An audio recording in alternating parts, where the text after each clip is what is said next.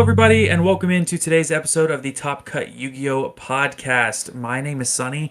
I am here with Caleb. Say hi to the people. Hello, peoples. And I am here with, of course, a very special guest, the Dino Chad himself. What's up, the Don? What's up, guys? I'm very thankful to be on here tonight and talk with you guys. I'm excited. We are super excited to have you here. Now, for those that don't know, we're here with the Don Juan, that's what he goes by. He's on Twitter. I know he's all over Discord. I believe you have a YouTube channel also. Yeah, I do make a little bit of content on YouTube. I've been extremely busy with moving, so unfortunately I have not been able to make a lot of content recently, but we'll be back to it soon. Sometimes it be that way. It gets to the best of us for sure. Yeah. So we're gonna go ahead and we're gonna hit some quick play news. Okay. What's the first thing we got, Caleb? Okay. So the Grand Creators, one of the upcoming sets over in the OCG, they've announced that Virtual World Hime Nyan Nyan will be reprinted in there. It's a level 3 Psychic, so that works really well with the Punk archetype, which also loves level 3 Psychic monsters. That makes sense. I was wondering why they would choose that one specifically. I guess that does make sense. Yeah, because it's a level 3 Psychic. I think it's a tuner. I don't remember. Yeah. It works well. Yeah, works great with because like I said, like level 3 Psychic monster, like Psychic Wielder and Psychic whatever. Can't think of the other one. I don't know, there's a lot to go with it. Yeah.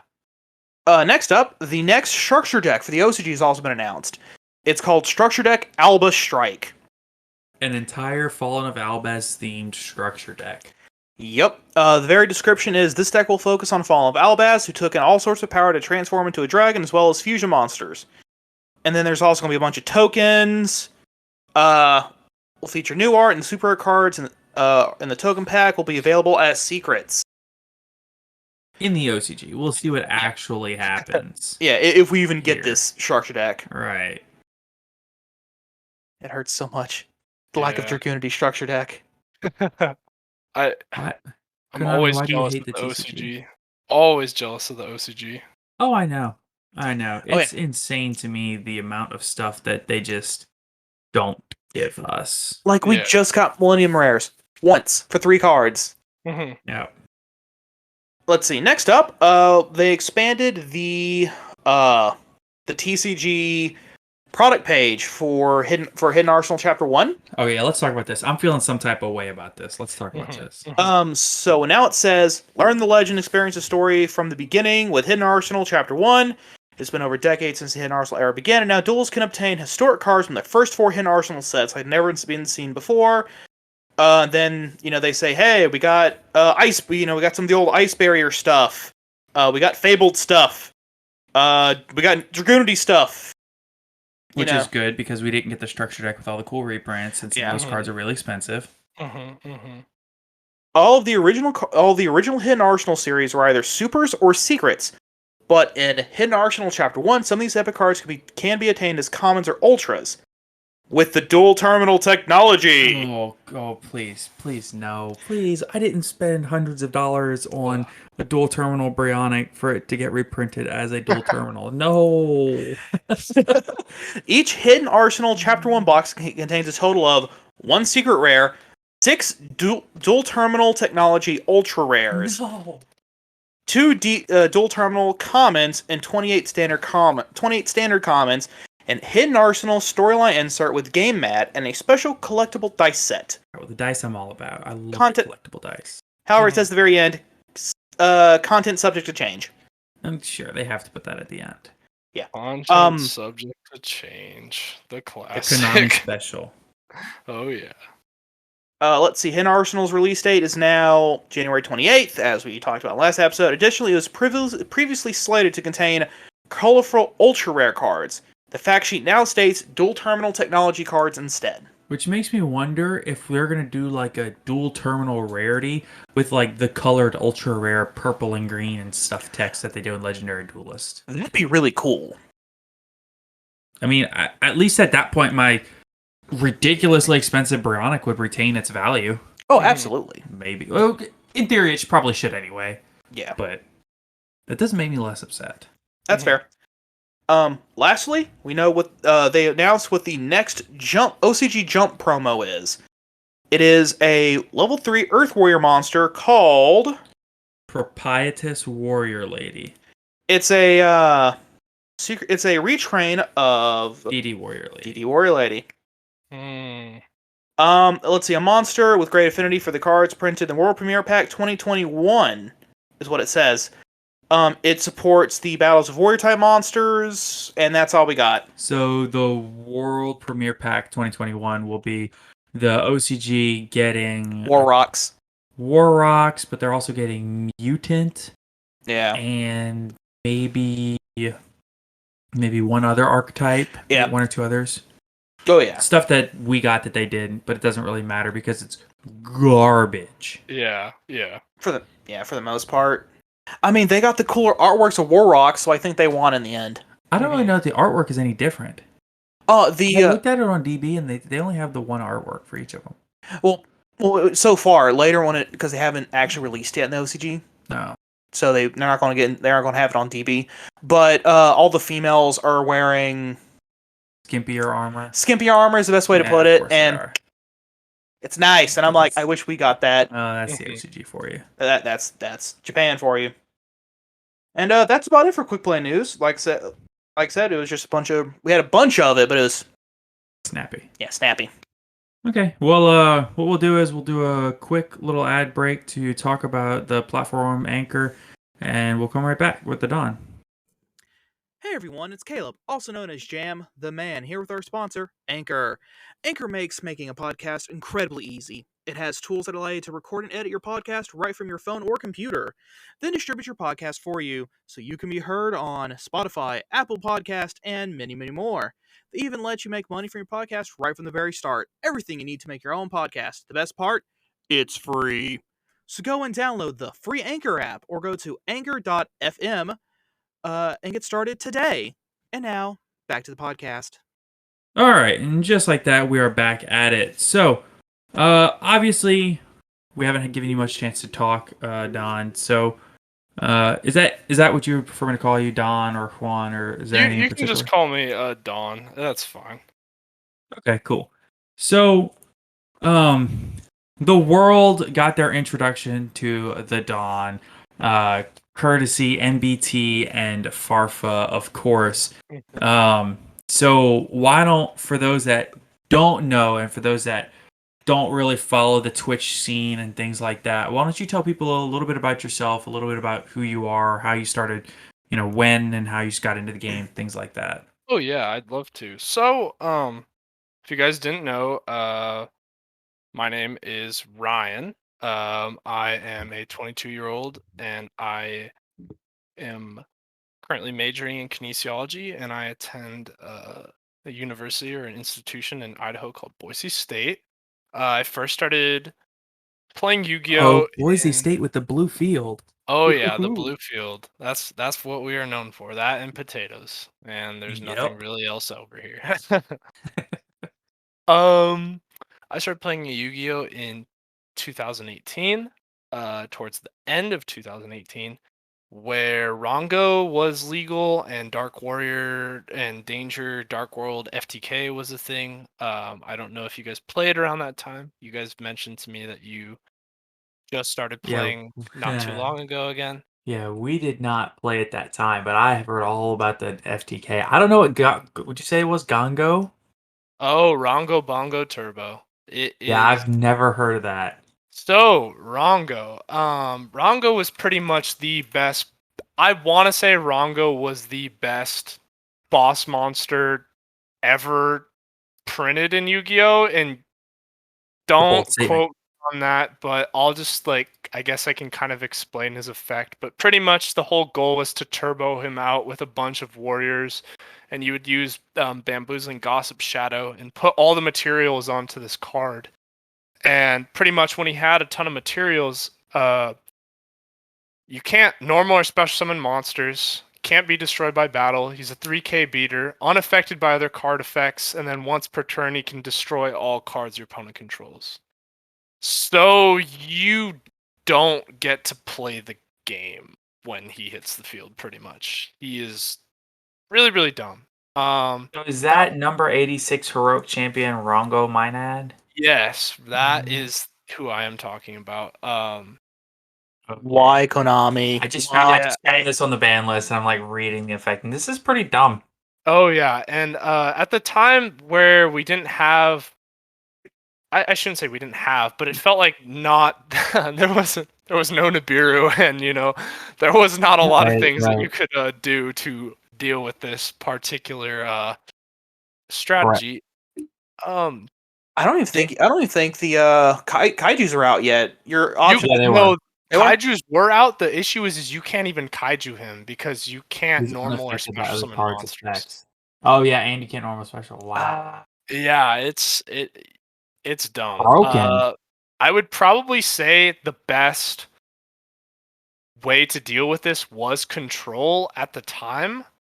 Uh, but even then, it has the effect unaffected by other cards' effects. So good Literally. luck. Wow. Yeah, What do good you luck. even do to out that? It's just most of the time when it hit the field, you just scoop.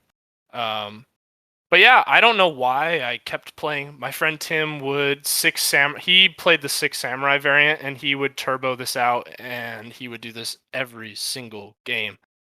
I Oh. actually, when I first started playing, I was so upset at and I was like, this is so dumb. I don't even I can't even play my deck. I took my glass and it was empty, and I threw it against the wall, and I broke it because I was so enraged at Like, Yu-Gi-Oh. But like here the, I am. Wait, I'm wait, wait. Okay, Mister works out all the time. What kind of supplements were you on at that time? My goodness. oh dude, I literally just take protein and creatine. That's about it. But 100% I joke. was I was upset. Let's just put it like that. I was very upset. fair. Like the only thing I can think to out this thing is like you go first, activate prohibition. Yeah, or set up enough negates to prevent your opponent from comboing off. Oh, and I should mention this is when Summon Sork was legal as well, so you could definitely do some crazy stuff with Summon Sork legal. I kind of miss that card, but at the same time, it's really really broken. Yeah, that card. I've heard like horror stories about that card. Yeah. So off the tangent. Sorry, I was getting a little distracted. But yeah, I played around that time. My Okay. first deck I played actually was Trickstar because Trickstar was very, very, very simple. I still think it's very simple. Trickstar is probably just because it was the first deck I played will always in my heart be one of my favorite decks because there was it's it was an engine and you could play it so many different ways. You could play artifact version, you could play the striker version, there was just so much you could do with the deck, and that's why I loved it Right. because it was so consistent, had two terraforming, had multiple scapegoat, and scapegoat at the time was pretty much an FTK if you resolved it. uh Really? Yeah, because I guess a lot of the links at that time didn't have a effect monster restriction on them, huh? it was just insane because there was actually I didn't get to play with firewall, but there was a firewall and Trickstar Lilybell OTK loop that you could do. I didn't get to play with that. I mostly just made scapegoat equals Boral Sword equals win game. Right. It's crazy how far we've come since Boral Sword, like access code talker, like kind of took over. But dude, most of the time when Boral Sword hit the field, you were just like, oh, I'm dead. This card is $120 for a reason. Right. And now it's like a $4 card. Yeah, it's Something like super that. cheap. Um, yeah, So that kind of leads me. It kind of reminds me. You said, Trickstar will always have a special place in your heart. Um, it kind of reminds me. We were talking earlier before the podcast started. We were talking, and me and Caleb mentioned how our first deck, both of us, was Black Wings, and it was like, you know, to this day I still have like a Black Wing core, and I'm like, yeah, I could throw this together. yeah. Something I'll always think about. Yep. Oh yeah, of course. I I always want to return back to Trickstar, especially after Prosperity was printed, because Prosperity is just insane at boosting consistency for specific decks. But the issue Right. is with Light Stage at 1, Droll is also a very, very popular hand trap in the format currently. There's not really a reason to play Trickstar at all. It's kind of Yeah, it's just a pretty Dragoon difficult. turbo deck at this point. Fair I enough. I mean, lots of decks are, to be fair. I, Yeah. I really believe that the card could come back to 3 because Orcust is like, we don't have Mermaid anymore. And you could also make the argument that there's a lot of other decks that can get 2 monsters out for free and just go into Verte. Like, I don't know. People are interesting. So, what makes Light Stage such an advantage builder for the deck? For somebody that doesn't know what Light Stage does, cough cough. Not So wouldn't be Trickstar me. Light Stage. Trickstar Light Stage is pretty much the Rhoda for the deck. You can search any Trickstar monster. And it's not a hard once per turn search. So if you had a Light Stage and you had a Terraforming, there's 2 copies right there, and that's 2 Lyco, or that's a Lyco and a Candina. Candina is the Stratos of the deck. It searches any of the Trickstar cards, including Light Stage, and the probably most problematic card in the deck, which was Trickstar Reincarnation. If you don't know what Trickstar Reincarnation is, Trickstar Reincarnation was pretty much used to hand loop your opponent after they searched anything with the combination of Droll. It was like the Droll and Lock combo. So if your opponent added something from deck to hand, you would chainlink 1 Reincarnation, obviously wait for a response from your opponent, and if they didn't have anything, you would Droll them. And how the chain resolved was Droll would come into effect, and your opponent would banish their entire hand, and they would have no cards in hand because Right. Droll comes into effect. So Tragic. OCG has Reincarnation at 1, and I honestly believe that is probably the correct thing to do, especially if you wanted to make the deck playable again. Also, Reincarnation had another effect, which was pretty much a Monster Reborn quick Mhm. effect. But the deck doesn't set up negates. It's not very, like,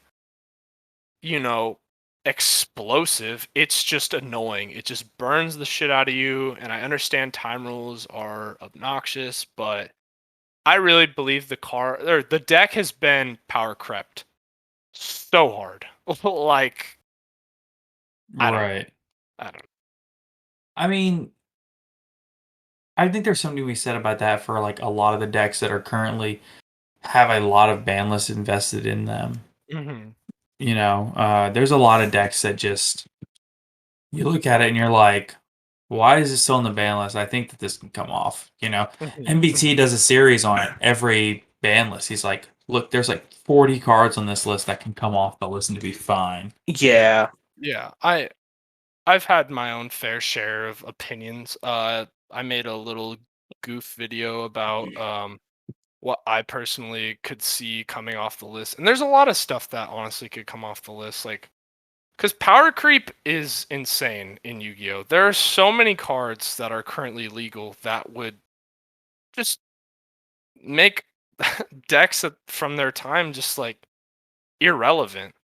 I know people could say like Infernities, shouldn't get all their stuff back, but I really don't think, Infernity's gonna do much when you have like all the decks that we have currently and all of the powerful support Right.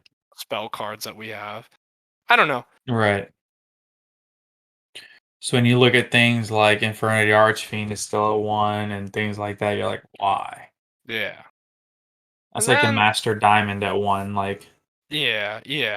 I understand why Master Diamonds hit, but like I just think I'm a personal believer that more diversity is a good thing. People that, there are people that legitimately quit the game when their deck gets slaughtered on the ban list. Like, people were Oh, yeah. honestly, people were like suspecting that I quit because Miscellaneousaurus got hit to 1, but I didn't quit. It's just like a life's been crazy. You know what I mean? For sure. Yeah. So, speaking of, now that you bring it up, how you feeling about that, buddy? Um, I've been doing a lot of test hands this week because I actually am planning on returning to locals, and I've just been doing a lot of deck building strategies. Miskit was definitely deserved, but I will admit it really, really hurt the deck really badly. Yeah. It's crazy that as much search power as the deck has, that it's still as impactful as it is to have that card limited. Oh yeah, it's the thing that a lot of people don't understand with Dino is Dino bricks a lot. I know we have 3 Rhoda, we have 3 Stratos, you know, we have so many different ways to get access to combos.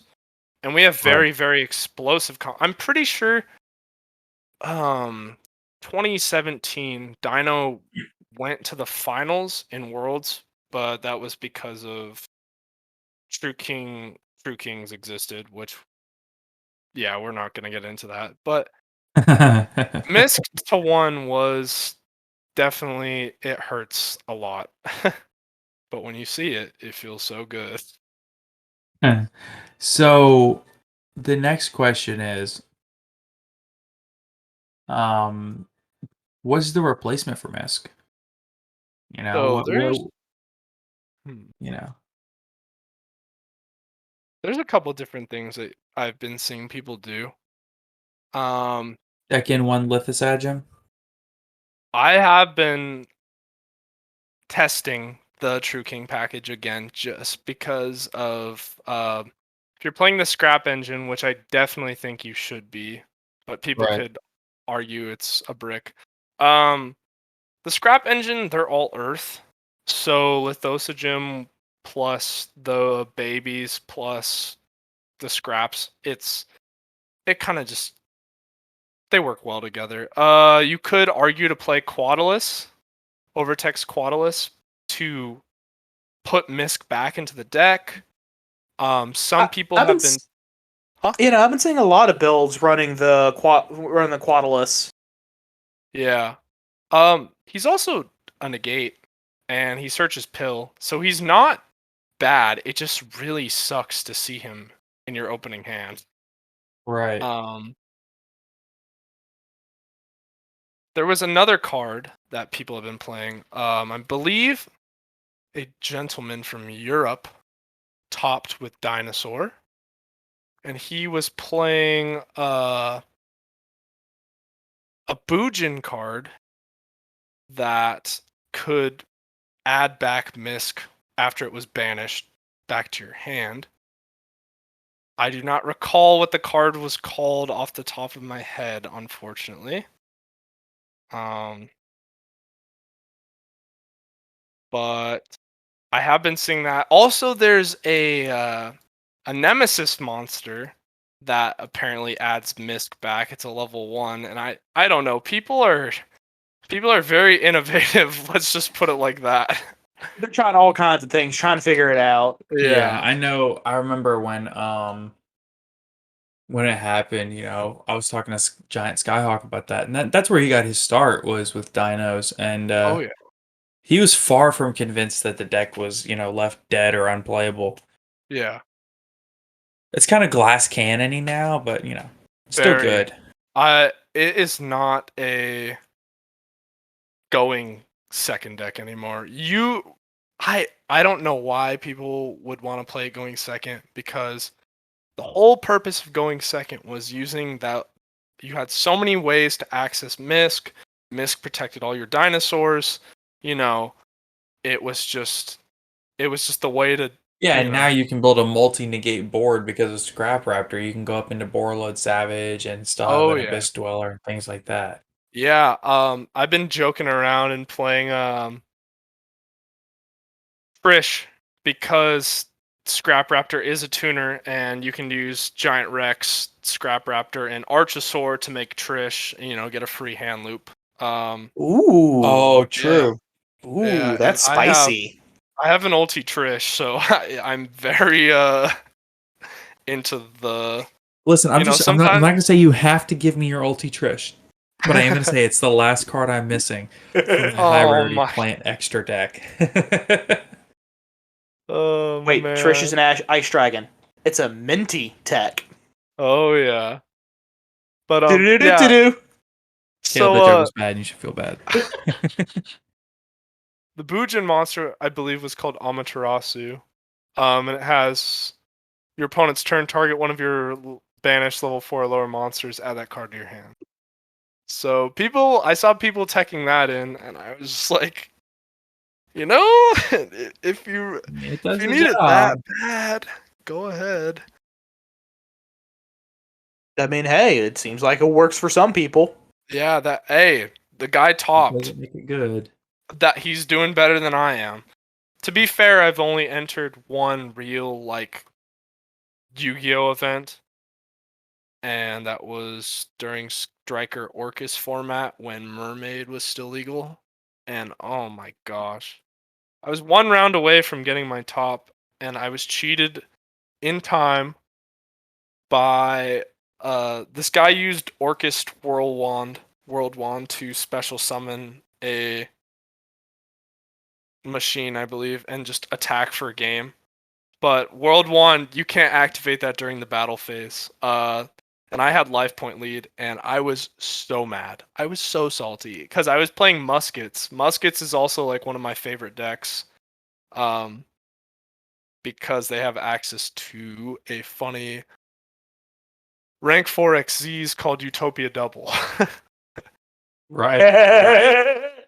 Cowboy for game? Yep, double. Oh yeah. You guys haven't noticed. Huh? I was about to say, could you imagine you're going in time against Musketeers and they just kind of look at you and go, Cowboy for game? Oh yeah. God. I actually I play Cowboy and Dino still because I do not like losing in time or ties. I hate it. That's why I love Trickstar so much. You could just win by passing turn. You would literally just normal Lyco, pass, draw phase, take 400 damage, standby. Oh, time got called. What do? You just lose. Wow. Yeah, it was something. So, have you ever? I mean, is Burial from a Different Dimension being brought up any in the Dino decks? Burial from a Different Dimension. That card I have not seen play in so long. Last time I saw that card being played was a tech card in Infernoid. When I used to play and mess around with that deck, people would play a couple copies of that. That card would be broken in Infernoid. I have not messed around with this card. I do. It seems like in theory, it would be pretty good. Oh yeah, of course. Man, I haven't seen that card since Chaos Dragons. Card is insane, Cash Dragon. Like old school Chaos Dragons with Pulsar and I'm just going to drop BLS on you. That deck was crazy too. I remember this one duel. That deck could beat Dino Rabbit, which was not something to scoff at. Yeah, I remember I was dueling this dude. And we were in a local tournament. I went first. I went activate Future Fusion. Let's go to game 2. Jeez. Yeah, Future Fusion has been errated really heavily, and it's still a good card. But Yeah. Future Fusion, you should just send everything immediately. So you just activate Future Fusion, target 5-headed dragon, send 5 light and dark dragons to the graveyard. Oh yeah, I just win. Oh yeah, effect of the everything. The effect of the Eclipse Wyverns, which would banish now bad. Yeah, which would banish Dark Arm Dragon. Then you'd special summon, and you'd banish them and special summon Light Pulsar, and which would get you back Dad, and you have 3 Darks engraved, special Dad. Oh man, this is why I really am attracted to this game, is because when I hear about old formats and old decks that were, extremely viable and really good at their, perspective times, it's so interesting to me because I never got to experience it. So I'm always so intrigued by old Yu-Gi-Oh. So intrigued. It's like new Yu-Gi-Oh, it just feels like it's gone to this point where it's just like it's almost becoming like a little too much. A little sacky. It's a little high Yeah. rolly. You know. I mean, you could always just play some GOAT. oh Do you have any gosh. interest in any retro formats?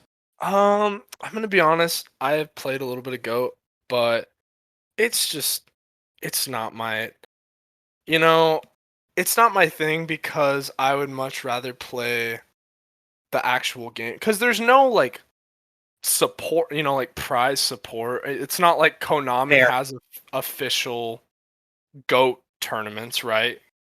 Right. Yeah.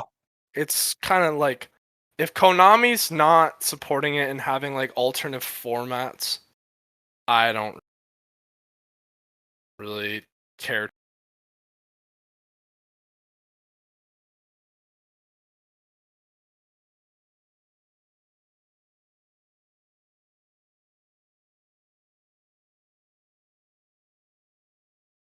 Too Which much any of the for other it. retro formats like Dino Rabbit. Yeah. Uh, I enjoy some different retro formats. I really enjoy Goat. I really enjoy 2011 Plant Synchro format. I think that Edison format is pretty underrated, which is around like 2009. And a lot of people like the 2014 Nationals format, but I'll be honest, I haven't tried that format yet, so I might have to give that one a try.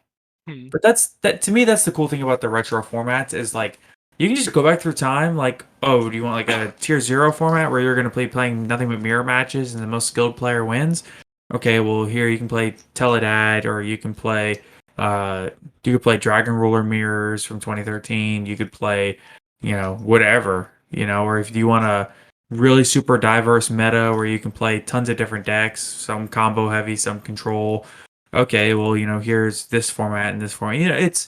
That's the cool thing about retro formats is sure the support's not as strong, but you can almost always find somebody willing to play that format. Yeah.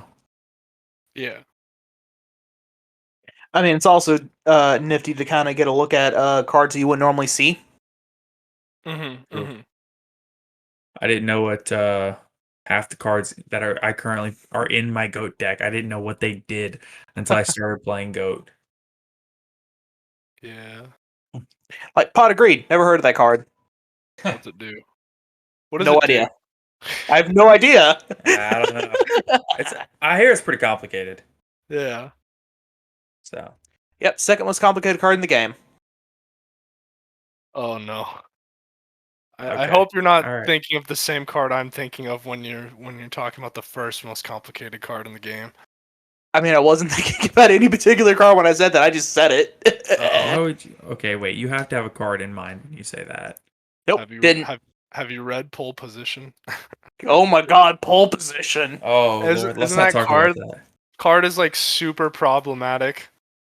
It literally caused a rule change in the Konami policy documents, and they cite pole position as an example of how the rule is now changed. Yep.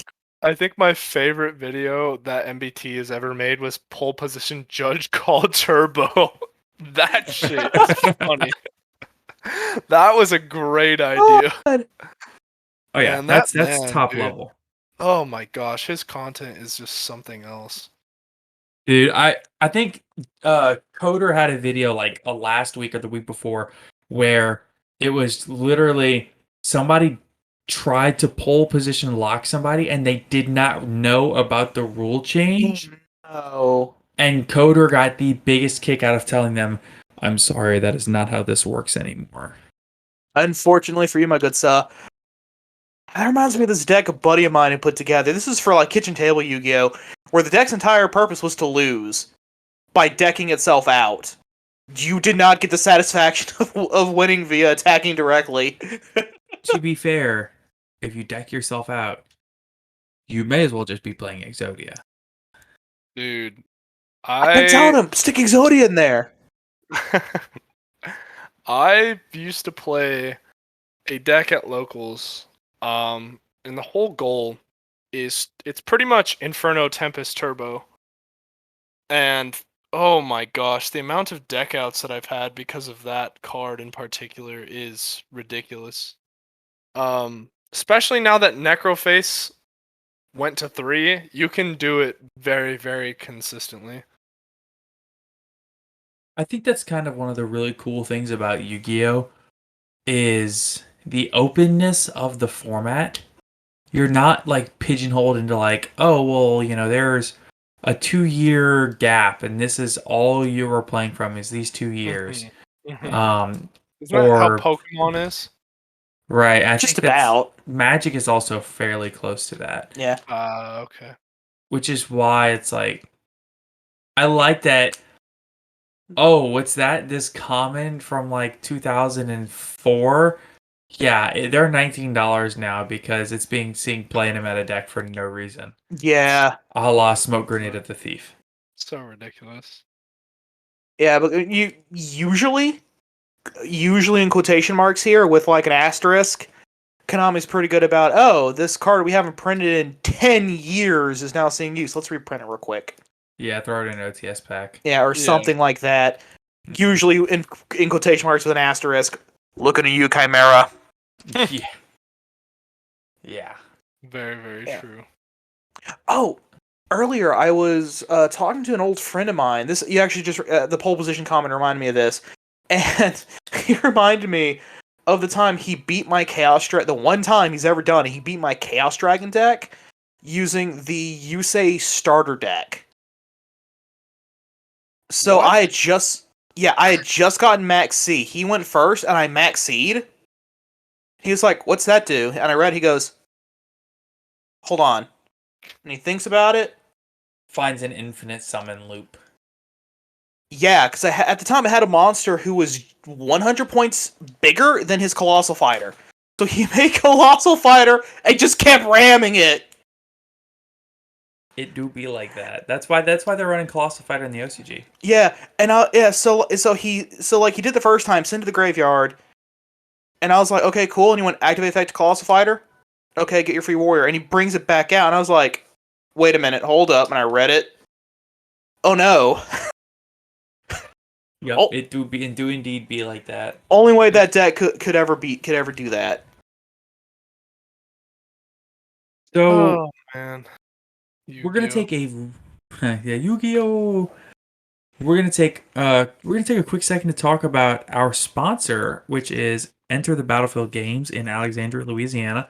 They are our locals. I say they're our locals. They're like almost an hour away, but It's that's as local as it gets for us. our choice is either there or driving an hour and a half in the opposite direction Yeah, to go to Shreveport. yeah, it's not easy, but we're very thankful to have a great little community there and a great shop owner who is very supportive of his community, and he loves, helping out in any way that he can, and that includes sponsoring this podcast. So with Super cool, good dude. Absolutely. So with that, if there's anything that you need for any of your card game needs for Yu-Gi-Oh, Pokemon, Yu-Gi-Oh, whether you need sleeves, whether you need accessories, deck boxes, binders, you can find it all at etbgames.com. Their link is in the description below. Please be sure to check it out. So, a bit of a topic change for you. I did want to talk about. So, for those that don't know, for those that don't follow you on Twitter, you are a very large individual. Oh yeah. And not in the way that most Yu-Gi-Oh players are large. You have muscle mass as opposed to what I like to call table muscle. Exactly. And we can say that because we both have significant table muscle. Oh yeah. So we were wondering, do you have any tips for us to lose this flab and get some ab? Yeah, I could. So, weight loss and fat loss are two completely different things. I were to sit down and help somebody achieve like a physique goal or a fitness goal, it all comes down to consistency. Right. It really does. Because you have to realize that if you want to make a change in your life, you're going to have to change a lot of habits that you have going Right. on. Like you need to be in a specific mindset to reach your goals. You're not going to get results overnight, and it's very, very discouraging. A lot of people don't understand how discouraging it is when you set physique and fitness goals because it takes so long. Right. I So oh, go ahead. no, I was just gonna say, my wife has been dieting for, and I don't share this a lot, but she's been dieting for about a little over a year now, Mhm. and there's times when like she's really struggling, and there's other times when it's just like, oh man, I just hit that new 10-pound mark. I'm like Mhm. down into the next little mini category that I set for myself, and it's like, let's go. It's just, I think that part of that getting through that discouragement is just like maybe set like smaller, more realistic goals that you can Yeah. hit like on a more realistic basis. Yeah, of course. With the thing is with weight loss and fat loss, it's just like it's very hard. I'm still struggling with a little bit of baby fat that I have on me, and I've been doing this for quite a while now. Um, because the way your body works, it fat is a a source of fuel for your body as well as muscle. A lot of people don't know that. And then there's also obviously everything that you ingest, protein, carbs, that's energy. Your body uses it for fuel. Right. Um, so the thing is, how fat loss works is your body will tap into those fat storages and it will kind of like eat away at it. Um, but the thing with fat loss and weight loss in general, you have to be in a caloric deficit. And it's very, very hard to track food, especially when you're making So hard. home meals and you don't know how Yes. many calories you're consuming. And there's a lot of things that uh, around us that are really hard to track. Um, it also sucks because cheap food is you know Terrible really for you. easy. Yeah, it's really easy to come by. And it's just because we as human beings by nature are lazy. We are very, very lazy. I Um, mean, you're not telling us anything we don't know. we, we want to go out and, sometimes you get off your shift and you don't want to make food. You want something quick and fast and easy and Okay, cheap. well, this is starting to feel a little personal. Oh Lord. Oh, I was literally on my well, way home this evening from work. I was like, okay, gotta get in the studio real quick. Gotta get ready to record. And I was like, let's go to Whataburger. And I was like, oh no, I have yeah. I have turkey chili at home with fat free cheese. Let's do that. So the thing is, also, a lot of people get so stuck up on dieting. Dieting is important if you're trying to reach a specific goal weight and, fat loss. But I'm just going to tell you how it is. Um, Eating extremely healthy isn't going to necessarily get you to that goal. You're allowed to eat cheat meals. You're allowed to eat, you know, bad food every now and then. If you are craving something, eat it as long as it fits your calories. That's the thing. But you Right. also have to remember that what you put in is what you get out. So I personally don't like to eat lots of fast food because I feel like crap. Other people are different, but sometimes I'll eat something really bad in the morning. Like one time I wanted to McChicken. I got a McChicken and fries and I was like, man, I feel gross. Like this Breakfast of champions. but it really all comes down to like how much you're eating. And binge eating is a huge issue that a lot of people have. It's just like you sit down and you're like, watching YouTube and you're just eating chips or eating something that's really high in saturated fats and all these processed, ingredients and oils. I don't know. It's just kind of like being more aware of what you're putting into your body. Like I don't drink soda. Um I'm not a sweet person anymore. Like I don't really like sweets. I don't like cakes and stuff. But ice cream. Ice cream is a different story. um so I guess back to like the main point of things is you really have to be hard on yourself. Not too hard on yourself to the point that it's like it, brings you anxiety and all the other, playing with your head, You Right. gotta you just gotta stick with it because it is a long process. If you're setting So like ridiculous expectations for yourself, like I want to lose 30 pounds in a month, I mean, I'm not gonna say you can't do it, but that's really, really tough. that's really aggressive. Yeah, like I don't know. It's I'm, just I mean, what are you going to do after that? Fight a bear? Jesus. yeah, exactly. You To be need to fair, set the Don realistic probably could. expectations. You need to set realistic expectations for yourself. So, on the basis of those realistic expectations, for somebody that lives a fairly sedentary lifestyle and wants to go from, um, wants to take that first step towards, living a more active lifestyle, trying to get better about working out and be more fit with their life. What are some basic things that they can do? Not just diet and exercise wise, not just diet wise.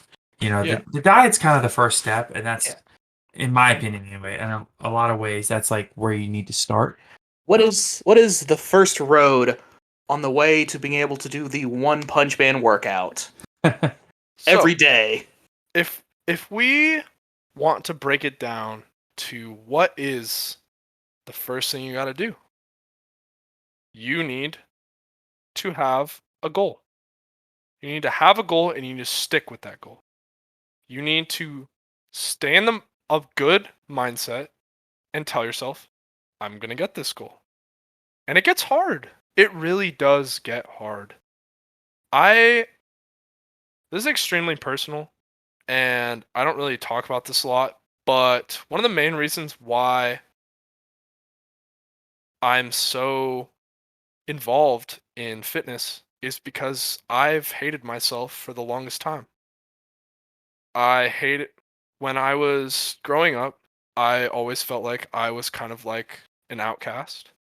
I was the tallest person in my class, went to private school. I was huge. Kids were eating cheese and crackers during recess and I'm eating full ass burritos. Like I have always been a very, very large kid. I weighed 260 pounds my freshman year of Burrito. high school.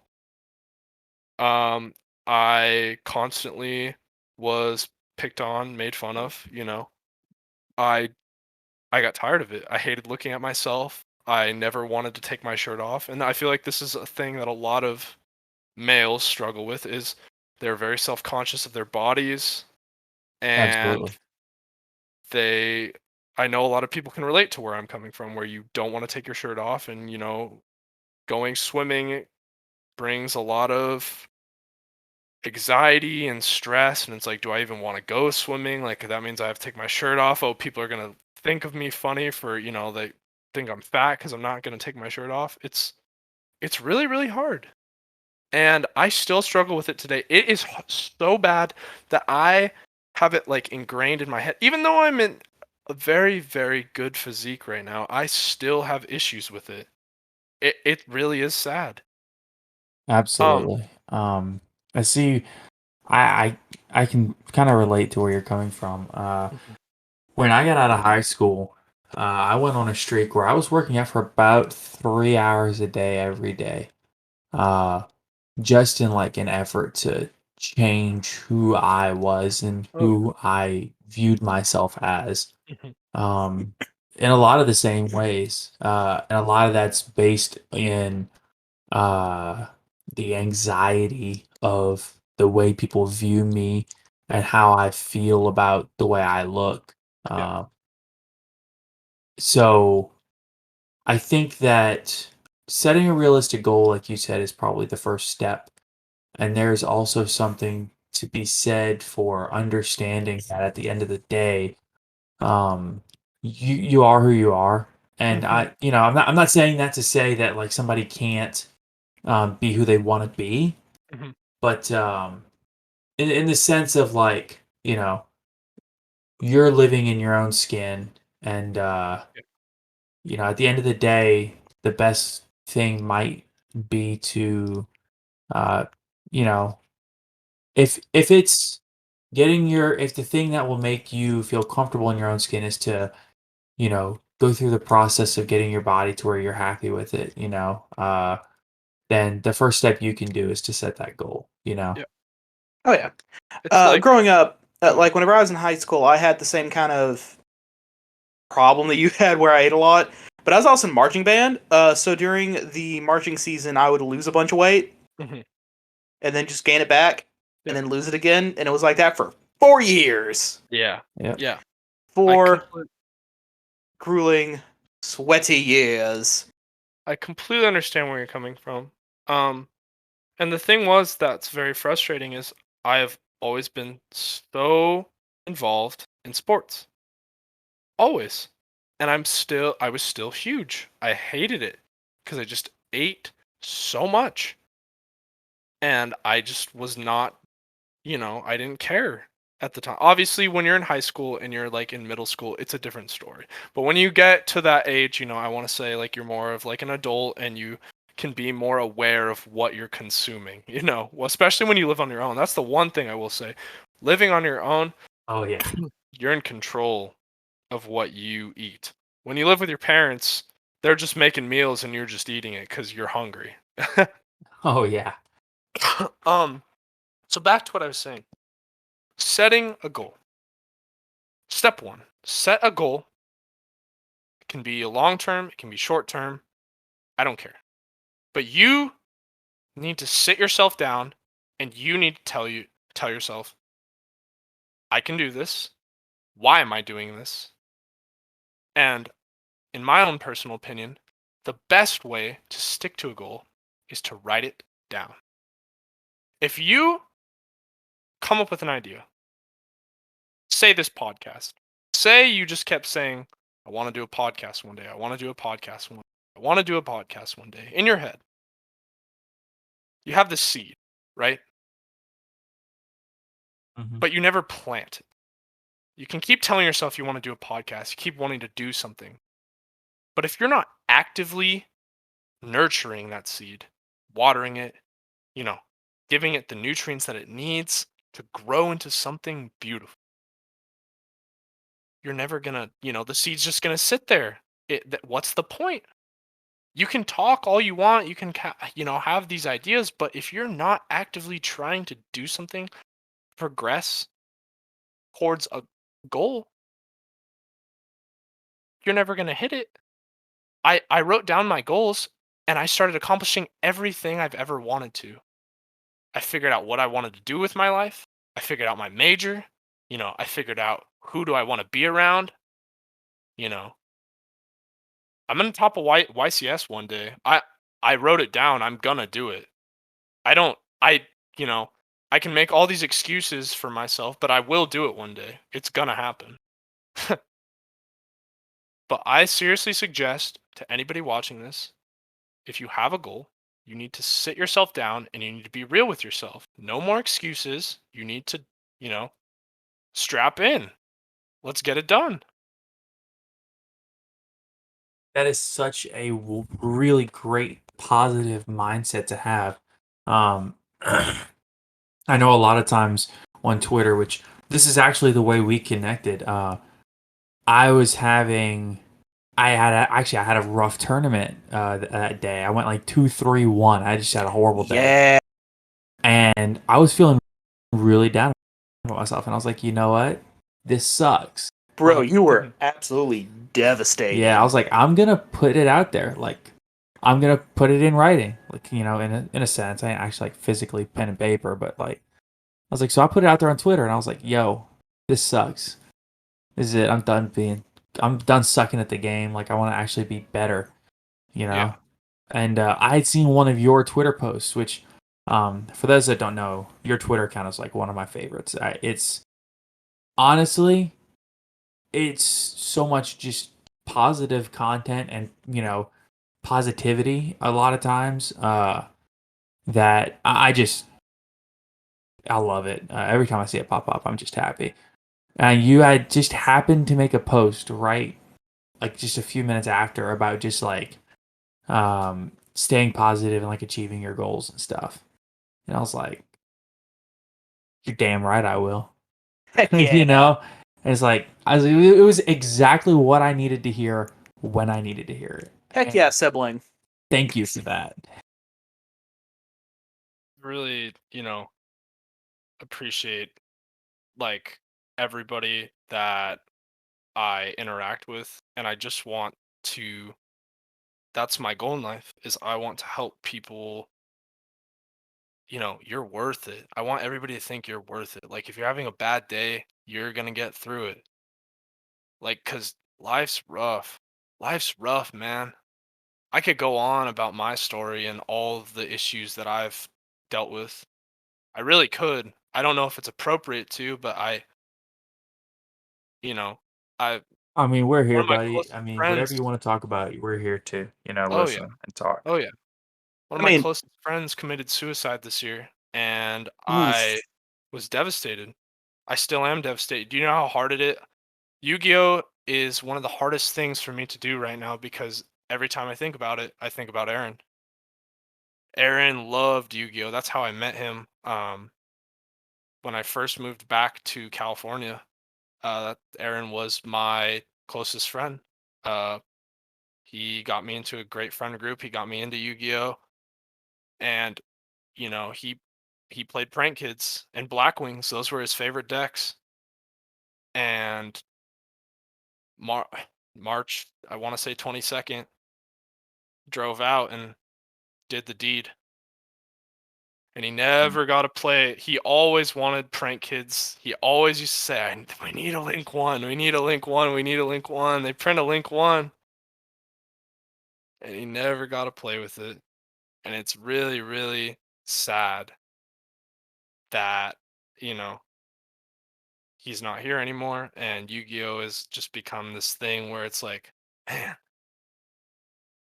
it's hard for me to sit down and play this game now because I have a lot of emotional value towards it. But at the same time, I kind of think like, Aaron wants me to keep going because he loved that I like started blowing up on YouTube and Twitch and whatnot, and getting all these, interactions with people. It's tough. It really is tough. Like life, beats us down, but you just gotta get up. You gotta keep going. You just gotta keep going. Cause you don't want to give up, man. Like, and I don't mean this like in a bad way, but like if you give up, you got all these people around you that care about you. And Oh yeah. if you're gone, it's like you affect everybody around you. Like I've had those dark thoughts. I think we all have. We've all had those dark thoughts, And they can get the best of us, but it's all in your head. It's all in your head. And that's why I really believe that like fitness and health is very, very important to us as human beings because we need to have little goals that we set for ourselves. Living a healthy lifestyle is great.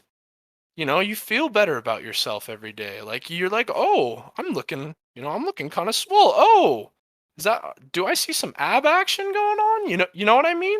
Oh, I hit that Ooh. goal weight. Yeah. Congratulations. I know, like you get in that mirror and you see, and you have that moment of, I could grate cheese on these abs. Yeah. I got to test. I just grab one. The washboard abs, you know what I mean? Yeah. Yeah. Oh yeah. You- Get mistaken for an actual washboard in a Cajun band. Doo-doo-doo. On a more lighter note, because everyone has these dark moments, these bad situations that happen, and I've just kind of always taken it as it's just a low point in this long story called life. Mm-hmm. You get to decide whether or not uh, you get to decide which direction it takes. Mm-hmm. Cause like I'm trying to think of the exact storyline. Okay, like let's take the main character from 5Ds. We don't know anything about his parents as far as I know. Mm-hmm. But, Yusei. yeah, but Yusei had all this bad stuff happen to him, one after the other, and he used that and pushed himself into becoming the king of games of 5Ds. Mm-hmm. You just gotta have that drive, that push. Yeah. And that's the issue, is people love to give up because they're not getting to where they want to be. But, we have those days. I have those days. I literally wrote a huge Twitter thread about how bad my mental health has been this year. And how bad, everything's was for me at the time. But I bounced back. I feel great now. I'm not having, horrible anxiety. And, like I said, you just gotta stick with it. It's all a game in your head. And you gotta, it's like, throw hands with yourself. Get in there. Ice ear off! Wait, Yeah. no. Okay, wait. We're not gonna Mike Tyson it. Yeah, about to say, didn't Mike Tyson get thrown out of boxing for that? He You know, did. a lot of I'm what pretty you're sure. saying, a lot of what you're saying hits really close to home for me personally. Mhm. Um, sometimes it's not easy being in your own head, Yeah. Um, Especially whenever that douchebag is right. Hey, Ah! brain's got hands, guys. Brain can throw in the work on you sometimes. That's all I gotta Brain say. knows where you're at. Yeah. Brain knows just what to say. Listen, Oh yeah. listen, listen, you're coming there with your green belt, and your brain's sitting there throwing judo. Oh yeah. A lot of it hits home. I've had those thoughts, and the last time I seriously had those thoughts was right when I started college. Uh, and that was what I started doing. That was when I started getting into the gym like 3 hours a day. Uh, and honestly, that worked so well for me just to pound it out of my head. Like Good. that was a lot of when I fell into that, and I fell into it more as like a crutch than an actual uh like it was more like a coping thing. I found I would go to the gym just like anytime I was like, I just need to go lift weights right now. Mhm. Mhm. But it worked though. And like by the end of that semester, I was only like probably 20 pounds lighter in like actual weight. Yeah. But I probably lost like 6 inches on the waist. Wow. Very nice. Very nice. Yeah, yeah. My pant size dropped from like about like a 44-ish or 42 to like a 36-ish. Yeah. Yeah. Uh, and I mean, I was like, I came out of it just feeling better. You know what I mean? Just like Yeah. Oh I yeah. was just like, this is more me, Yeah. And I was Yeah. like, it was like 18, 19 years old, and it's like, okay, I'm like, I feel like I'm getting a grip on things, and things are moving in the right direction. I felt good, Oh, yeah. and that was and I don't really go to the gym anymore, but for me, that was actually, in my darker time, that was what I used to help me through it. So, just everything you're saying is, I'm not gonna say I've been through everything you've been through, but you Mhm. know, it hits a lot closer to home than that a lot. This is all hitting a lot deeper and a lot closer to home than I thought any of us Yeah. really anticipated going tonight. Oh But yeah. I appreciate all the things you've said for sure. Oh, Oh yeah. of course. And I'm not gonna get it completely into the details, but I do believe um just addressing what happened with my friend is something that a lot of people should understand like why I've been acting the way I have been, and it's just like, just don't give up. You got so many people that care about you and love you. I don't care who you are. Like, reach out too. Like, if you're having a bad day, reach out. Just reach Oh out. yeah. Oh yeah. Yeah, about a year ago, back when lockdown first happened, COVID was going everywhere. My grandfather had actually got it, and due to he got it, went to the hospital, was able to fight it off, but then he passed away from his immune system being shot from it and everything else, just years catching up to him. Afterward, I was also in a pretty dark place, and then Sonny here was like, "Hey, man, we should get back into Yu-Gi-Oh." And I was skeptical at first. And then that face he made whenever the first time that I was playing Shadal through the structure deck, that face he made whenever I made a Winda set 5 pass. It's not a pleasant face. That face. Oh, I immediately felt 1,000 times better because then I was like because then I had all these memories of the most deepest one that came back was the Activate Feature Fusion Scoop. I don't know how Winda set 4 pass makes anybody feel better about themselves, but Yeah. hey, listen, whatever it does, whatever it does, you do you, man. Yeah, it Oh, was yeah. the that you did just brought back these memories of the kitchen table dueling. I'm still doing thinking about it. That was rough. Yeah. Yeah, because like it flashed me back to when it was me, you, and Jason just at my kitchen table. It's a long time ago. Yeah, and all these great memories came flooding back, and now I'm not saying that'll work for everyone, but Well, I want people to know that we are always here. We are here on our Discord server. We are here on Twitter. And for anybody that ever needs somebody to reach out to and talk to about anything, whether you got stuff going on or you just need a friend, whatever, always feel free to reach out and talk to somebody. We're always here for you. And even if you just need a quick game to do something else. yeah. And So one thing I did want to touch on is with certain situations in life, you have to remember it all boils down to how do you react to these situations? Like, are you going to take it and make this a big ordeal? Like, obviously, certain things you can get, it's fair to be stressed about, but you have to understand, like, at the end of the day, life is always, it's always happening, right? we can't right. stop, like, It's like certain things that happen. it's like that song from the movie Shrek. The years start coming and they don't stop coming and they don't stop coming and they don't stop coming and they don't stop coming. Oh yeah. Oh yeah. Um, I just want to say though, like, I'm gonna go back to what I said at the beginning.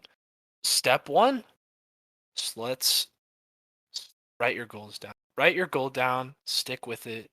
It's gonna be tough. You got to be persistent and consistent with it, but you can do it. Yeah. It all comes down to you. You can't blame it if you start making, excuses and blaming it on other people. That's that's not your goal, it's not in your control. It's gotta be something that you can make, you're in control of. You gotta decide because it's about you, baby. You gotta do what makes you happy. Absolutely.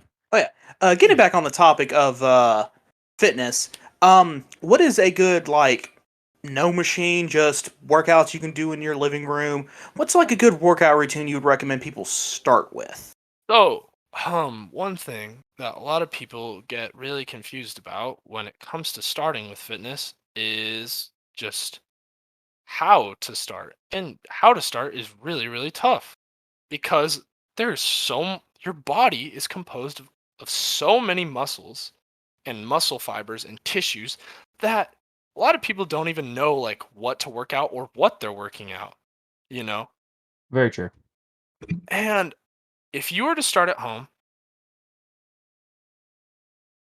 my first suggestion, okay, first thing I want to say before I really say like a good workout plan is if you live a very what is it, sedentary lifestyle, Sedentary. Yeah, Yeah. sedentary. and you have never worked out before, maybe in like PE class, or like you haven't worked out since PE class in high school or middle school, right? You don't That would work be out. me. I think the best first step is to just go out and start walking, go on hikes. Just start walking. Like it doesn't even matter where walk a mile. Walk around the block. You just got to get your body used to having and your heart rate going up, getting a little sweat going. You know what I mean? That's the key, if I'm not mistaken, right? Is getting the heart rate somewhat elevated. Yeah. Um So and walk it's 500 miles and walk 500 more. so getting used to like, oh, this burning sensation in my legs. Ooh, you know? You should see a doctor about that. Oh, trust me, I need to. Oh But man. no, Ooh boy. it's my left foot. But we'll talk about that. That doesn't matter. Let's not talk about That's the an club. off-recording topic. Yeah. So if, like I said, just start walking. Go on your bicycle. Go for a little bike ride. You just got to get your heart rate going. You got to get used to, taking more steps than usual. You got to work. You got to work a little bit to like hit fitness goals. So if you've never worked out before, I don't want you to go to the gym and bust out, heavy squats or bench press or deadlifts. Like I don't want you to do that. You need to get used to, like, your body needs to get like rewired because you've been living such a sedentary lifestyle. So, like I said, go out, walk, go for a little jog, go for a run, even go, do something that's like, get a little sweat going. Skateboard, I don't care. One of the best things um, I wanted to do a research paper on it, but Pokemon Go got a lot of sedentary people off their ass in moving. And I know because we're all nerds. If you're Right. playing Yu-Gi-Oh, you're a nerd. I don't care what any of you say in the comments. You're a nerd. We're all I nerds. wholly and We're fully nerds accept together. this. We're just different Um, types of nerds.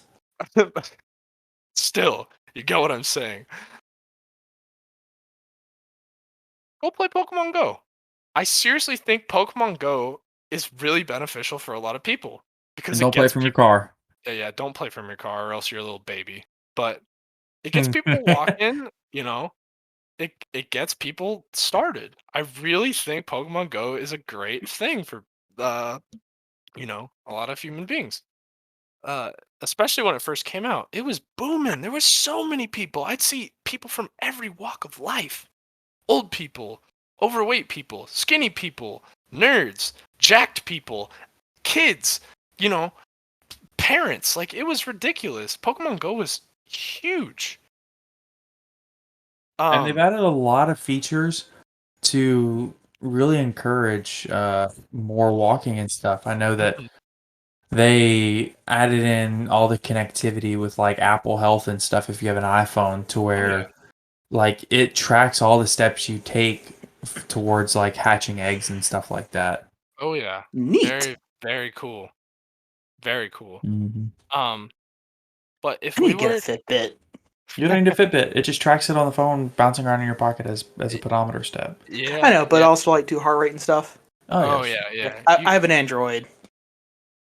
Ah, um, so back to like starting a workout.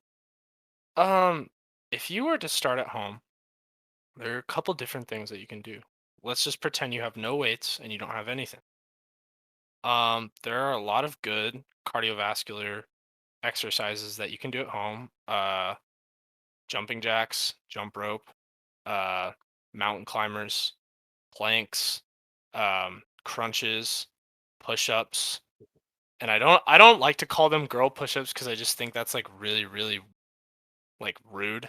But like you could do push-ups on your knees if you don't have the, strength to get, you know, going for a push. Because a lot of people can't actually do a push-up with good form. Like I'm talking I was about to controlled. say when it comes to something like push-ups and even something like squats, especially, it's so important to have proper form. Oh yeah, Yeah, without a good form, you're going to be looking like a duck. I mean, it's not I even that. It's like it doesn't properly work out the muscles if you don't hold a good form when you oh do yeah. it. You could even do body weight, air squats. Hmm. Great, great way to like start building strength in your legs. Squats work out so much of your body. A lot of people don't realize how beneficial squats are for you. Oh, squats are so good. They like obviously everything from the hips down, but then I mean they'll work your lower back and I mean all kinds of things. Your glutes, everything. Yeah. Oh yeah. I there's a lot of at-home exercises that you can do, and I seriously want to say you could honestly just go on YouTube or just type in Dude, I at was home just about to say that. at home, workouts, no weights. There's a Yeah, lot of if you good just type in like body weight workout on YouTube, oh, you'll get so many great little like, and yeah, it's the greatest because they'll be like, all right, like 5 minute power workout. You yeah, do like all these exercises, like do this one for 30 seconds, do this one for 30 seconds, and it's yeah. just 5 minutes of power going. You can My just favorite ones are the ones where they'll start doing ones like, listen, this is gonna hurt like a mamma jamma. I ain't gonna lie. If you want to scream, feel free. And they'll start doing go ow as they're doing it. I've never seen that. Oh my god, it's hilarious. But yeah, that really helped. Like I personally find that kind of thing would probably help a lot because then it's like, oh, it's not that easy Mhm, mhm. because this person looks really fit is having a hard time. So Can be it's fine if very I have a hard time. it can be very discouraging too to that's another thing that I think a lot of people don't realize is it is very discouraging to walk into a gym surrounded with people that look, in your head you're like, wow, these people are in such good shape. They're probably going to be making fun Oh of me. yeah. No, don't get me wrong. There are pieces of shit out there. There are. Humans are evil. There's evil people out there and they will judge you. But not everybody's like that. Most of the people in there, they started somewhere. Like, Exactly. I get people that look at me and, you know, I get people that ask me things. I get all sorts of different questions and remarks at the gym and looks. But you have to remember everybody started somewhere. Everybody started somewhere. I'll never forget right when I first started at the gym. Then I was at the gym on the Louisiana State University campus. This is a big gym with a lot of good-looking people. And I was just starting out and I got real nervous and I was like, I'm doing stuff wrong. And I looked around, walked over to the biggest, most yoked up dude that was there. And I had seen him there. He was there multiple hours a night, every single night. It's like, dude, what am I doing wrong? He was Yeah. like, what day are you on? I was like 4. I was like, he was like, you feel burning? And I'm like, yeah. He's like, well, you're doing something right. And Yeah. I was like showing him different things I was doing. He's like, okay, here's what you do, and he was like walking me through like kind of some of the things that he does. And he was like, you're on a great path. He's like, just the best thing to do is just be consistent. Yeah. Just keep coming every day. And he's like, as long as you keep doing some of these things that I showed you tonight, he's like, you'll be great. This reminds me of a story of there's a gym bro and a not gym bro. And not gym bro wanted to go to the gym and work out, but he was really embarrassed because everyone's gonna laugh at him. And his dude bro was like, "Don't worry, bro, I got you." And every day showed up and every day both of them would go to the gym, and Gym Bro would show up every single day in a different dress. Yep, I've seen that. That's a true story. Yup, pictures and everything. Dude showed up. Dude was hyper fit, and he showed up to the gym every day and worked out with his buddy in a dress. In different sundresses every day. Yep. Never wore the same one twice. And his friend even made the comment that it made him feel better because no one's looking at him whenever his best friend is sitting there, 300 pounds of raw muscle in a pretty flowery sundress. I feel like I have seen that, like a long time ago. Yeah. I saw this back in like 2013, I think. So, and I think that this goals discussion goes well for not just fitness goals, health goals. It also goes well for Yu-Gi-Oh. You mentioned earlier, you've set a goal. You want to top a YCS. You want to top 4. You want to get top 4 at your locals. Yep. So me and Caleb have put our own little goals in the general chat here in the Discord server. We wanted to put it there in general chat for everybody to see it and everybody to know, hey, this is a goal that we have set for ourselves. I've chosen the same goal as you. I would like to top a YCS. I haven't topped a regional yet, but I mean, that's just the first step in my journey. I just want to get top 4 locals once. I've done it once before. Ooh, the high you get from that.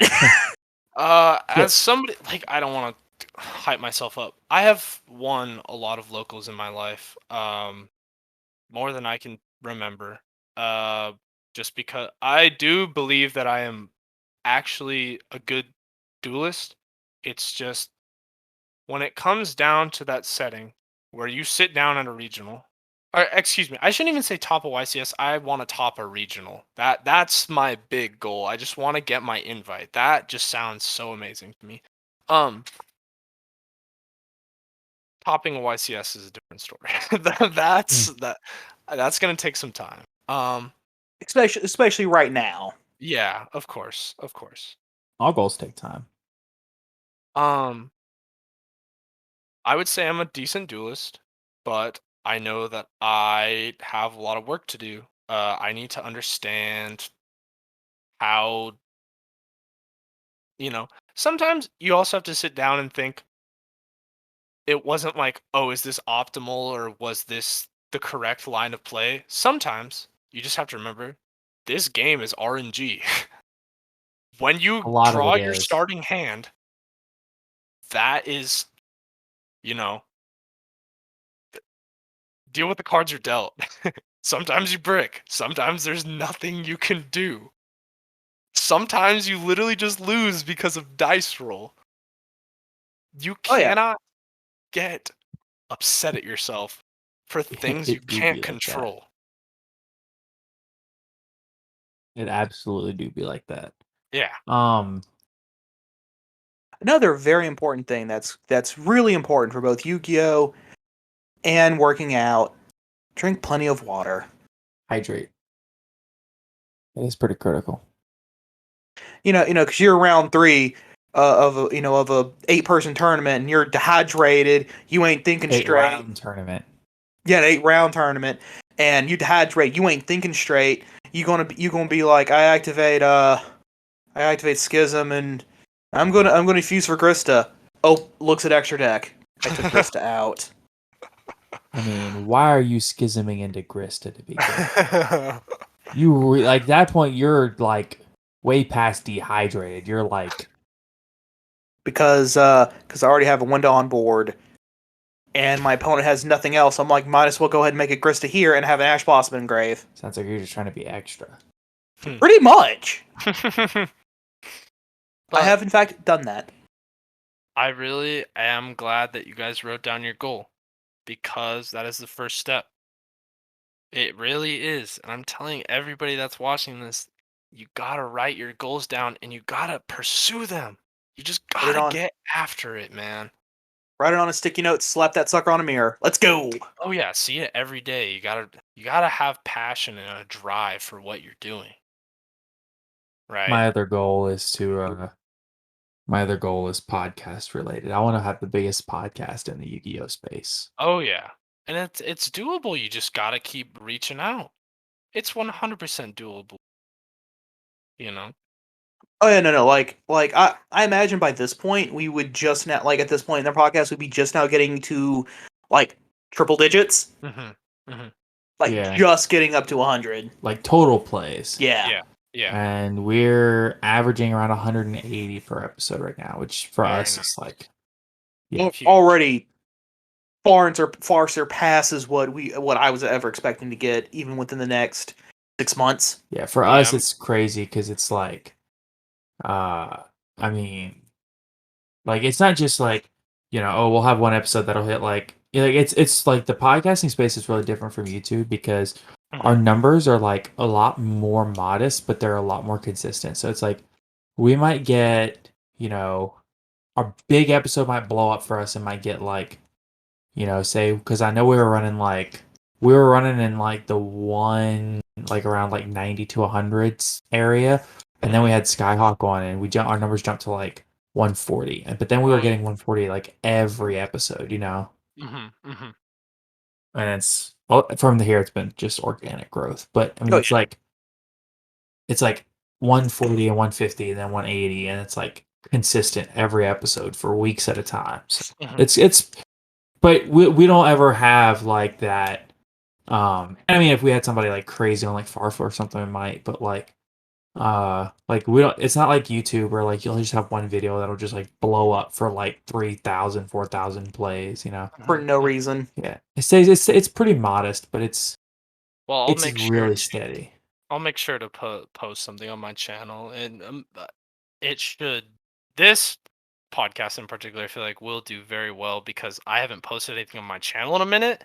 So, Fair if somebody enough. sees something that I uploaded or posted something, it's probably gonna get a decent amount of interaction. Well, I appreciate that. And that reminds us, we are actually on the wrap up here. So for those that want to view your content and your material, how do they do that? Where can they find you? So, my YouTube channel is pretty basic. It is the Don Juan, and it has a picture of me and like Farfa and MBT and a pickle. I only have like 6K subs. My goal is actually to hit 10K by the end of the year. But obviously, I'm gonna give you guys a great example of like back to what we were talking about. I'm not actively doing anything to get that right now, which is shame on me. And I have a lot of stuff going on, but I will reach it. I'm gonna reach it before 2022. I know I will. Find me on YouTube, the Don Juan.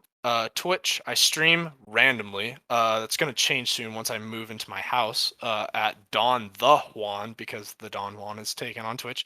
And then Twitter, you can follow me on Twitter at the Don Juan. I'm pretty active on Twitter. Post a lot of positivity and my workouts, and I will always respond to DMs and messages on Twitter. But yeah. Awesome.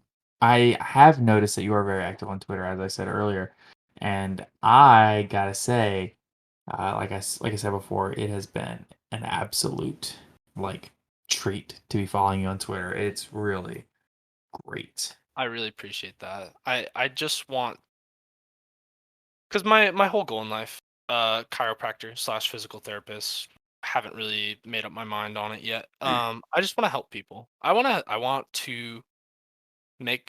people to make positive, healthy change in their lifestyles. I don't want people to think that, their life sucks and everything is lame. Like, I want you to feel like inspired to like make change in your life, good, healthy change. I want you to live a better life. Oh yeah, it's. Well, I think you're well on your way to helping people do that. I really appreciate that. I mean, just that whole view is, as a very young Keanu Reeves would say, totally excellent, dudes. It's definitely a positive mindset to have, and it's definitely more of what this world needs, I think. that is going to wrap us up for today. Thank you so much for coming on and talking with us, Don. Thank you for opening up with us and chatting and, being, in my opinion, a positive encouragement to the community as a whole. Oh yeah. Quick little on the out. We want to thank everybody for listening to today's episode. We want to ask a few things of you, the listeners. That's right, I'm calling you out. So, especially you, Dave. Exactly, Dave. If there's a Dave listening to this, I'm sorry. I'm not. This is a personal. I'm coming at you. So, what we need is, if you're listening on Apple iTunes, please leave us a rating and a review. We have gotten some really, really, really kind reviews over the last few days and weeks. We've gotten nothing but 5-star ratings, which we're so thankful for. So, to all of you that have left us ratings and reviews, thank you. It helps us with the Apple Podcasts algorithm, which I know everybody's tired of hearing the word algorithm, but it does help. We ask that if you're on Spotify, you can click the little check mark or the little plus mark, whatever it is. You can follow us. That way, it automatically pops up in your little feed. Every time that we post an episode, it'll let you know, give you updates. It means the world to us. Ask that you check out our sister YouTube channel, Team Dark Arm Dealings. Their link will be in the description. Check out ETB Games. Their link is in the description. And the biggest thing is, join our Discord server. We have found that we're still on Twitter a lot. I mostly run the Twitter account at Top Cut Podcast. Follow us there too. Caleb is on his Twitter at JamTheMan17. But, oh man, we're in the Discord a lot. And we have found that is it has become a great, fun little community. I think we've got like 50, 60 people in there right now. There's remote duels going all the time. Pretty soon we're going to have our first remote duel tournament coming up, hosted by, us. And it's an exciting place to be. And, it's cool to get in on the ground floor while we're still growing and still becoming the best that we can be. So thank you, everybody. Thank you again to Don for coming on. It means the world to us that you actually reached out to us and wanted to come on, and it means a lot. So thank you for that. No, I really do appreciate you guys letting me come on and talk for a while. I feel like, wow, time flew by. Honestly, like I know, right? It I feel always like does.